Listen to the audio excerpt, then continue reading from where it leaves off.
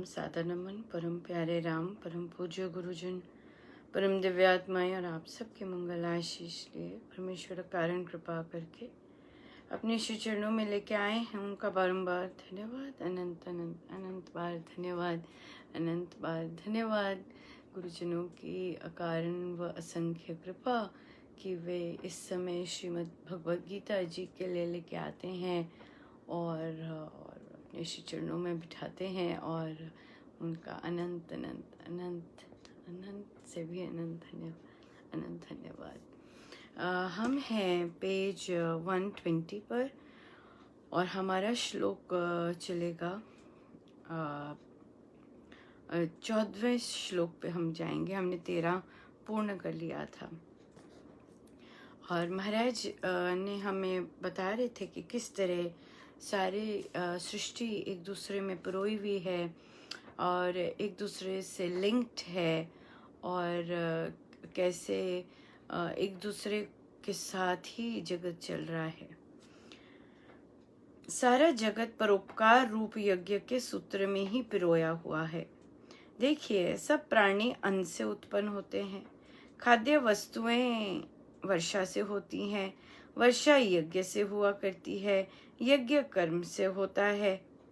कर्म वेद से उत्पन्न हुआ तू जान, वह वेद अविनाशी भगवान से प्रकट हुआ तू समझ। इसीलिए सर्वत्र विद्यमान भगवान सदा यज्ञ में ही प्रतिष्ठित रहता है। जहाँ शुभ कर्म होते हैं, परहित सेवा होती है, स्वार्थ त्याग किया जाता है, अपने प्राणों तक को बलिदान बनाया जाता है, भजन पाठ, ज्ञान ध्यान और आत्मचिंतन होता रहता है, वही ज्ञान है। उसी ज्ञान युक्त कर्म में परमेश्वर विद्यमान है। यज्ञ क्षेत्र ही हरि मंदिर है। यज्ञ कर्म का करना ही उसका पूजन है। सो महाराज यहाँ से यही कह रहे हैं कि सब कुछ परमेश्वर से आ रहा है, हर एक चीज़ हमारी। इसलिए हम चाहे पर्यावरण है, चाहे अपने आसपास है, हम उसको नज़रअंदाज नहीं कर सकते हैं। क्यों? क्योंकि वे हर चीज़ परमेश्वर से आ रही है। और जो हम कर्म करते हैं इन सब को हेल्दी रखने के लिए, इन सब की वेलबींग के लिए, तो वह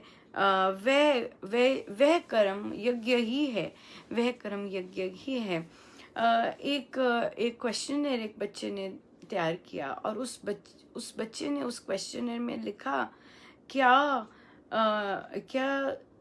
पर्यावरण या सृष्टि की जो दूसरे जीव हैं, क्या उनको मानव जैसा ही हक मिलना चाहिए जीने का? जिस तरह क्या उनका हक कम है जीने का, या उनको हम आराम से पैर के नीचे दबा सकते हैं, इस तरह कर सकते हैं या तोड़ सकते हैं। बहुत अच्छा रहा था। मुझे मौका मिला कि मैं बच्चों को वो जगह दिखाऊं जहाँ पे वे अपने प्रयोग कर सकेंगे थ्रू आउट द ईयर। तो एक बच्चा पत्तों से ले इस तरह कर रहा या इस तरह मार रहा, तो मुझे बुलाना पड़ा। मैंने पहले जोर से वहाँ बोला कि ये किसी का घर है। तो उसने वहीं से पूछा किसका घर है। तो मैंने उसे पास आने को कहा और यहाँ बोला कि तुम किसी के, जब हम जंगल में आते हैं तो किसी के घर होता है, वो बहुत बहुत जीवों का घर होता है। तो अगर मानव वहाँ आता है, इसका मतलब ये नहीं कि वह दूसरों का घर डिस्टर्ब कर दे, राइट? सब लोग बड़े आराम से जो जंगल होता है बहुत शांत होता है, बहुत शांत। लोग शांति के लिए वहाँ जाते हैं। यहाँ हम जानते हैं तपस्या के लिए जाते हैं, तो बहुत शांत होता है और सब बिल्कुल तालमेल से रह रहे होते हैं कि वो किसी को कोई प्रॉब्लम नहीं होती एक दूसरे के साथ। तो जब हम दूसरे के घर जाते हैं तो हम दूसरे के घर उत्पात नहीं मचाते हैं, हम बहुत आराम से रहते हैं और रिस्पेक्टफुली रहते हैं, है ना, ताकि दूसरे को कष्ट ना हो इस तरह से। इसीलिए फिर महाराज ने यही कहा कि जहाँ इस तरह से जहाँ शुभ कर्म होते हैं या जहाँ पर हित सेवा होती है, स्वार्थ त्याग होता है, अपने प्राणों तक का ध्यान नहीं होता, भजन पाठ ज्ञान ध्यान ये सब होता है, यही ज्ञान होता है। इन्हीं जगहों पे टोटल ज्ञान होता है, इन्हीं जगहों पे टोटल अवेयरनेस और नॉलेज आती है। और वहाँ उस जगह कौन विराजमान होते हैं? परमेश्वर स्वयं विराजमान होते हैं, और वही हरि मंदिर कहा गया है। सो यज्ञ कर्म का करना ही उसका पूजन है। सो अगर हम जो भी इस तरह के कार्य हम करते हैं, ये परमेश्वर का एक पूजन ही है। इस प्रकार चलाए हुए बलिदान के चक्र को इस लोक में जो जन नहीं अनुवर्तित करता, नहीं धकेलता, उसका जीवन पाप है। वे इंद्रियों के सुखों में रमा हुआ है। हे अर्जुन, वे व्यर्थ जीता है। ऊपर का उपदेश कर्मयोग की कुंजी है और सच्चे धर्म का सार मर्म है। बिल्कुल हमसे हुए हैं ऐसे पाप। हमने दूसरे जीवों को, दूसरे पर्यावरण को ध्यान से नहीं, उसको अपने जैसा इम्पोर्टेंट नहीं समझा। तभी आज हमारी है, तभी हमारी आज ये स्टेट है, तभी महामारी का है, तभी जीवन अभी नॉर्मल नहीं चल रहा, राइट? तभी कितने जगहों पर भय है, बहुत भय है, बहुत भय है। सो नॉर्मल जीवन नहीं चल रहा, इसी के कारण, महामारी के कारण। सो इसलिए महाराज ने कहा कि जो इस प्रकार के चलाए हुए बलिदान के चक्र में नहीं करता, तो वहाँ पाप आता ही आता है, वहाँ भुगतना ही भुगतना पड़ता है जब हमने ऐसे काम नहीं किए होते।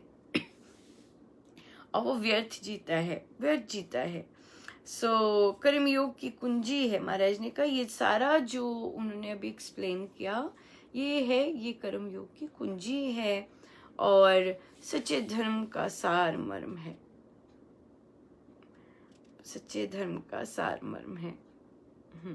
अगला टॉपिक अलग से कर्मयोग में ही बहुत सुंदर चर्चा अलग होगी शुरू, और फिर हम वहीं से ही शुरू करेंगे। आज यहीं तक करते हैं आज यहीं तक करते हैं। बिल्कुल ये सब कर्म के अंतर्गत ही आता है। बहुत ही सुंदर, बहुत ही प्यारा।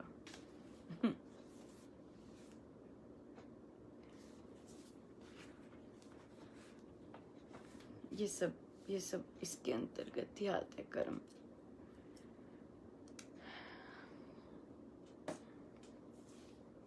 बहुत सुंदर। कई बहुत प्यारा शेयर करने को था। एक साधिका कहती कि मैंने बोला मेरे हस्बैंड को कि मुझे उन्होंने छोटा सा बिजनेस स्टार्ट किया पर कैश लेते, तो उन्होंने अब किया कि फिर क्योंकि चर्चाएं अपने बैंक की और ये सब बहुत वेरिड चल रही हैं, आए दिन चल रही हैं, तो उन्होंने ये एक बहुत सुंदर परिचय है कि आप जो बैंक अकाउंट है वो देने के लिए भी स्टार्ट कर सकते हैं। तो वे हंसे और उन्होंने बताया कि जब मैं बैंक अकाउंट में बेनिफिशियरी ऐड करना पड़ता है, और उन्होंने बेनिफिशियरी जहाँ पुस्तकों का अकाउंट जाता है वो उनको बेनिफिशियरी माना।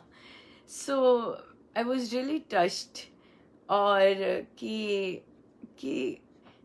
इस तरह केवल दान देने के लिए ही के लिए भी कई महिलाओं ने अपना अकाउंट खुलवाया, और उन्होंने कहा कि देखिए सोच कैसी है और कितनी सुंदर सोच है, और कि मुझे दान देना है और मैं ऑनलाइन दान यहाँ देती हूँ तो फिर ये दे सकूँ, या फिर ऑफ कोर्स पुस्तकों के लिए जब भी अगर महाराज की कृपा बरसती है।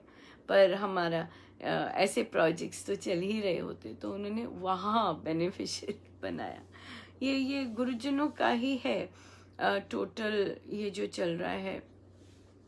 और मैं विशेष रूप से कहूँगी कि मुझे लगता है कि मेरी मदर पुश कर रहे हैं इस प्रोजेक्ट को बहुत ज़्यादा, क्योंकि उनको इस चीज़ का बहुत भय था, बहुत ज़्यादा भय था। वे नहीं कर पाते थे और उनको डर भी बहुत लगता था बैंक के काम से।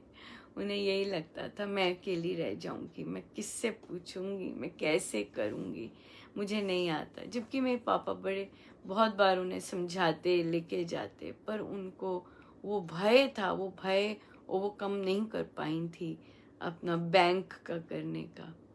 सो ये चीज़ उन्हीं की, मुझे लगता है, मुझे बहुत बार आ रहा था बीच में कि ये मुझे लगता है कि वही करवा रहे हैं। कल भी एक साइन मिला, एक महिला सादिका कहती कि मुझे लगता है अनुपमा, मेरा ही अंदर संकोच है, मैं बात नहीं कर सकती किसी अनजान से। और एकदम मुझे मेरे मदर आए और वो भी बहुत ज़्यादा शाय रहे, और कभी किसी से ऐसे मतलब बाहर जाके प्रोफेशनल्स के साथ इस तरह बात करनी, बहुत बहुत शाय फील करते इस मामले में। जबकि एंड में तो वो डॉक्टर्स और उस सब से कर पाए, बट ये जो बैंक का काम था उनके लिए बहुत हैवी था। सो मुझे बहुत बहुत लगता है कि जिस तरह की ड्राइव चल रही है, ये वे ही पुश कर रहे होंगे, क्योंकि वे नहीं चाहते, वे जानते थे कि दूसरे पे डिपेंडेंट रहना क्या होता है, और उन्हें बिल्कुल पसंद नहीं आता था, पर वो होते थे, पर वो रहते थे डिपेंडेंट, उन्हें रहना पड़ता था उनके पास। वो अपने इस चीज़ को क्रॉस नहीं कर पाए थे। सो बहुत सी महिलाएं हैं जो रेडी हैं, बट वो कभी घर से निकली नहीं हैं ये 2 कदम लेने के लिए। सो इसलिए ये भी बहुत सुंदर कर्म है, और अपने लिए आत्मनिर्भर होने के लिए हम ऐसा नहीं कह रहे हैं कि बहुत सारे पति इनकरेज भी करते हैं अपनी वाइफ्स को ये करें, और पर वाइफ्स ही ना कर देती हैं कि नहीं आप हो तो सही, आप संभाल लो। पर वो कहते हैं कि करना है, ऐसे ऐसे कहते हैं, तुम्हें आना चाहिए, ऐसे बोलते हैं। कई बहुत अच्छे बोलते हैं, और कई बहुत स्ट्रांग भी हो जाते हैं कि नहीं खुद से करो, मैं नहीं कुछ करूँगा। ऐसे भी उन्हें पता लग जाता है कि सीखने वाले कैसे हैं। और बट मेन बात है हमारी खुद की इच्छा होनी चाहिए सीखने के लिए। सो इसलिए ये आ रहा था बहुत, तो मुझे लगा कि उनका क्रेडिट है बीच में कहीं ना कहीं एग्जैक्टली पता नहीं चलता, बट पर अब हो रहा होता है, फील बहुत ज़्यादा हो रहा होता है कि ये कहीं ना कहीं पुश होता है कई सोल्स का, कि महिलाएं, मदर्स, विशेषकर मदर्स अपने आप पर खड़े हों। हम लोग तो, मेरे फादर ने तो 16 साल पे ही हम लोग करते थे, और सेविंग्स और वो सब बहुत बहुत अच्छे से करना आता था। बट बैंक का बहुत डिफरेंस होता है यहाँ पर भी। जब हम अनमैरिड होते हैं और सारा कुछ अपने हाथ में होता है, और जब हम मैरिड होते हैं तब डिपेंडेंसी जो होती है वो बहुत अलग होती है, बहुत अलग होती है। वहाँ से निकलना, वहाँ से पुश करना बहुत साल लग जाते हैं। बट अब हम क्योंकि अवेयर हो रहे हैं, और मदर्स भी अवेयर हो रही हैं, तो आई गेस ये चीज़ें जो लड़कियां शादी करके जाती हैं उनके लिए इतना लंबा नहीं रहेगा, उनके लिए जल्दी हो जाएगा, वो जल्दी अवेयर होके जल्दी स्टेप्स ले सकेंगे, राइट। सो आइए हम चलते हैं ध्यान पर, और हर एक चीज़ प्रभु से ही प्रेरित है। आज हमने सीखा कि हर यज्ञ प्रभु से ही प्रेरित आ रहा है, उनसे ही प्रेरित होके आ रहा है। सो हम हर चीज़ उनकी लेकर उन्हीं के श्री चरणों में बहुत प्यार से अर्पण करें कि वे ही चाह रहे हैं, जो भी यज्ञ कर्म हो रहा है वे ही चाह रहे हैं, सो हम उनको अर्पण करें।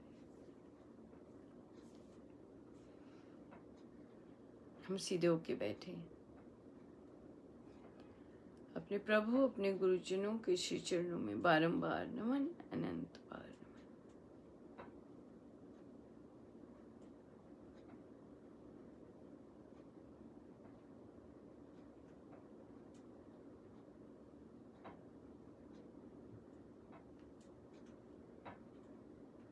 जब हम राम नाम में हैं, जब राम नाम चहु ओर है, तो एक ही चीज है जीवन में और वो है मंगल। मंगल ही मंगल।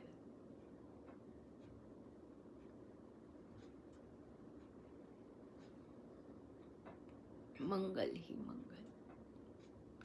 और कुछ हो ही नहीं सकता जब राम है आसपास, जब राम है अंग संग, जब राम है भीतर, जब राम से प्रेम है।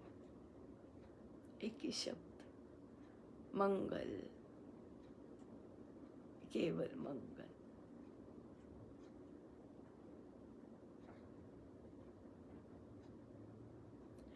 जाप करते समय भी यही जाए अंदर कि मेरे अंदर मंगल ही मंगल बस रहा है।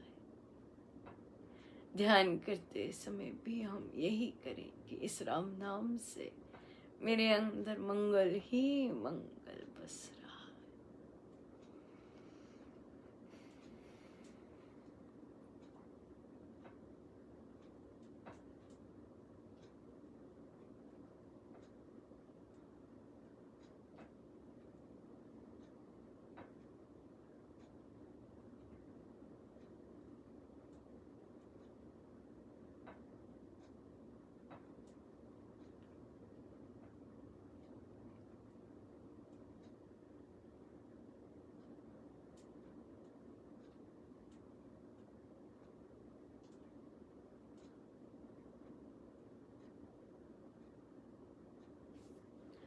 सब गुरुजनों का उन्हीं के श्री श्री चरणों में जय जय राम।